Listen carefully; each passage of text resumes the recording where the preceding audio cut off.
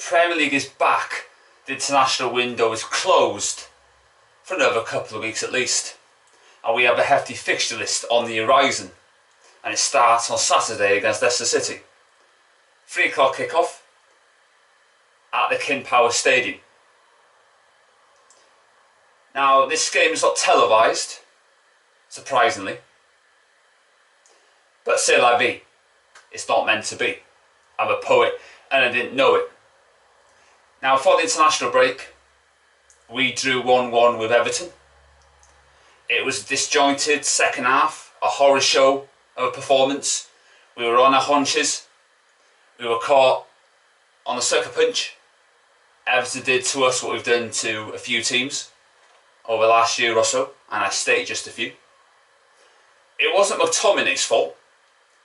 It was first Bruno Fernandes' fault for not beating his first man from a corner. Then Damari Gray outmuscled Fred. And then Porky Pig, who was thinking about the spread that was going to be laid onto him after the game, failed to track the run of Townsend. If he tracked Townsend, then that wouldn't have happened. So he was another part of the problem in the build-up to the goal. But people love to blame those who weren't to blame, as we all know. You can tell these Ole-inners are petrified. Another term I would use is running scared. They're shitting themselves. They know that these games will pay for Ollie's job. He will get the sack. I said his lucky run won't last forever, and there's no way he's going to come out unscathed in these fixtures that are up and coming. We're playing against managers like Brendan Rodgers, Pep Guardiola, etc, etc, etc. The game is up for him. I did say he'll get sacked once crowds are back in the stadiums at full capacity, and that is going to continue forevermore. And when he does get sacked, I'm going to celebrate like there's no tomorrow. I'm going to milk it for all it's worth. I'm going to be so happy. I've wanted him out for so long. I was the first person to go Ollie out. I was the first person to create the Ole-inners term as well. I lead, the nervous follow. It takes one person to start an avalanche. You know what I mean? So I set the trend as it goes along. And everybody else takes it and uses it for their own justification and so on and so forth. But it was created by me, and you all know that because I've said it so many times before. Because the old experiment hasn't worked, and this squad is not as good or anywhere near better than the squad that Sir Alex Ferguson had.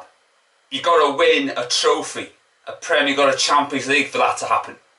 You know, people come out with these stupid statements that doesn't make a sense at all. It just doesn't. Not in a month of Sundays.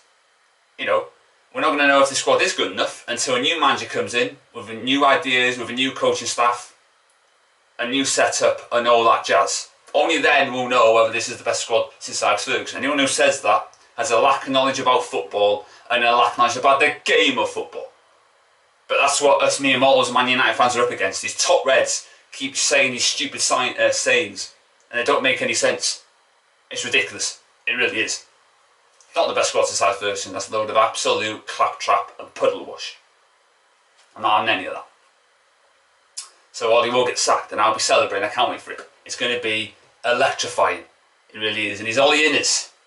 I said to you before, you may have won the battle, but it's all you have was win the war. And eventually I'll be rewarded, and I will be soon. He won't. He's going to lose his job over these games. You can bet your bottom dollar on that. So the team I'm going to pick. De Gea in goal. He'll be fresh as a daisy like Wan-Bissaka because he didn't play. He's second in the pecking order for Spain, and Wan-Bissaka's not picked for any country yet. Left back, I'm going to play Tellers there. Best left back we've got by a country mile. Maguire is going to be missing for this game. And people need to do their research. He's come out and said he will not be ready for the Leicester game. So it's going to be, not an opinion, it's a fact. Eric Bailly and Lindelof. And that is a recipe for disaster. So they're going to struggle big time. Because Varane's out for a couple of weeks because of a muscular injury, which is a blow in itself. But in terms of Maguire, don't rush back on my account. Take as long as you need. You know, the world's your oyster. Don't hurry. Don't come back in a hurry. And there's talk that Fred and Cavani could play, but I don't think that's going to happen. There's no way you're going to play 1:30. I think the game is tomorrow morning, at the time it's recorded anyway. There's no way you're going to play in those games, really. Truth be told, you know, Liverpool got a game at lunchtime, and their players are not going to play either. You know, so midfield 2, it's going to be McTominay and Pogba. McTominay got his first goal for his country, by the way, the other day, and Pogba won the Nations League. And up front, I think Rashford will start. It could be a Fernando Torres situation. You know, Fernando Torres didn't really set the world on fire. He wasn't the player he once was. Once he got that injury and he had an operation, because Rafa Benitez, you know, played him too much, and then he took him off against Birmingham at one point, and he was never the same again, Torres. That's why they sold him to Chelsea 50 million. You know, and it wasn't the same player as he was before. You know, so we don't know what state Rashford's in. You know, so we're gonna have to wait and see on that one. But I'll start Rashford anyway. Might as well. Up front, Ronaldo, Bruno Fernandes, and Greenwood.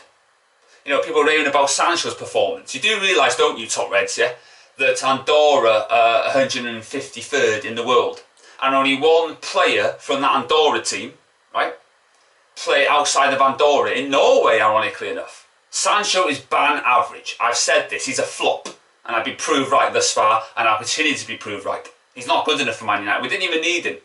Diallo is a better player than Sancho. I guarantee you that. There's no doubt in my mind about that. We didn't need him. Dan James is a better player than Sancho. I've said it so many times. You know, Sancho does what he does against Andorra. Well, against goat herders, against candlestick makers, yeah, against bin men. You know, obviously no, you know, derogatory about them. It's just they're part-timers, aren't they, Andorra players, and not full-timers. Well, the exception of, obviously, the player in Norway. So that's my team. I'm going to go for a draw. Leicester have had a mixed start to the season. Last time out they drew 2-2 at Crystal Palace. Palace came from 2-0 down. They can't defend for love nor money. Vestergaard is an accident waiting to happen. They signed Bertram on the free. And they're very shaky defensively. But they've got the new player they got from Lille, Decker, not Carol Decker from Tapau, by the way. He's from Lille, and he won the league.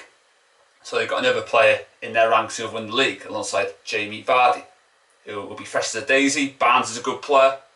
Ndidi's still out, I think. Timmermans, he does what he says on the tin. Schmeichel, very good. So it'll be tough. I don't see us winning. I don't see us coming out unscathed, so I'm going to go for a point. That's my prediction. So let's see what happens on Saturday.